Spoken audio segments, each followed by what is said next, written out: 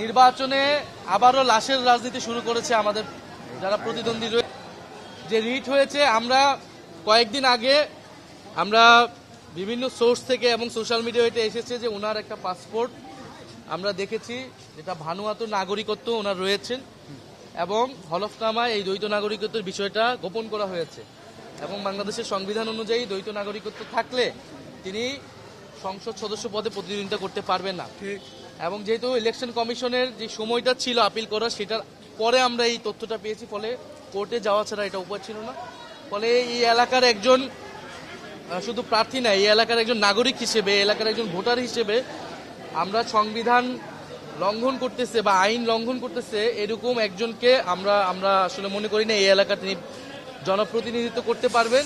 ফলে আমরা এই জন্য কোর্টে গিয়েছি যে বিজ্ঞ আদালত এই বিষয়ে আরো অনুসন্ধান করে তারা এই বিষয়ে যে আইন রয়েছে সংবিধান অনুযায়ী তারা রায় দিবেন এবং আমার পক্ষ থেকে আমাদের আইনজীবী ফোরাম যারা রয়েছে তারা এই বিষয়ে কোর্টে রিট করেছে।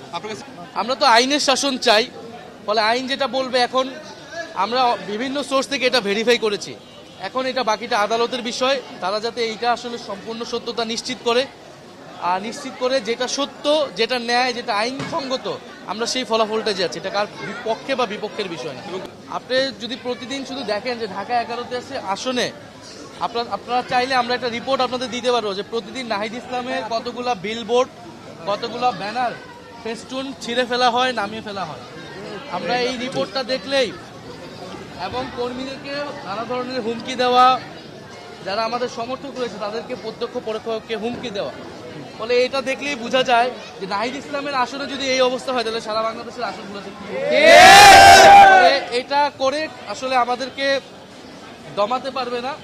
মানুষজন এটাতে আরো ক্ষুব্ধ হচ্ছে এবং মানুষজন আমাদের পক্ষে আরো বেশি নামতেছে এবং মানুষজন আসলে এই ধরনের কোনো ভয় ভীতি তোয়াক্কা না করে 12ই ফেব্রুয়ারি ভোট কেন্দ্রে আসবে এবং ইনশাআল্লাহ 11 দলীয় জোট এবং শাপলাকলের এইখানে বিপুল ভোটে আমরা এখানে আমাদের পক্ষে আমরা ফলাফল পাবো। নিরাপত্তাজনিত সংখ্যার আমাদের তো শেরপুরে আমাদের এক ভাইকে হত্যা করা হয়েছে, ফলে এখানে তো নির্বাচনে আবারও লাশের রাজনীতি শুরু করেছে আমাদের যারা প্রতিদ্বন্দ্বী রয়েছে। মানুষকে হত্যা করে লাশের উপর দিয়ে তারা নির্বাচনে জয়ী হতে যাচ্ছে।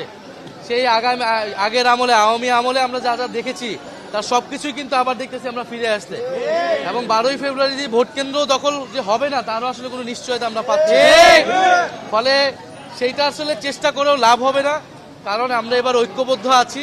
12ই ফেব্রুয়ারি ইনশাল্লাহ আমরা আমাদের জনগণের যে ভোটাধিকার, সেই ভোটাধিকার আমরা রক্ষা করে আমরা 12ই ফেব্রুয়ারি ঘরে ফিরবো ইনশাআল্লাহ।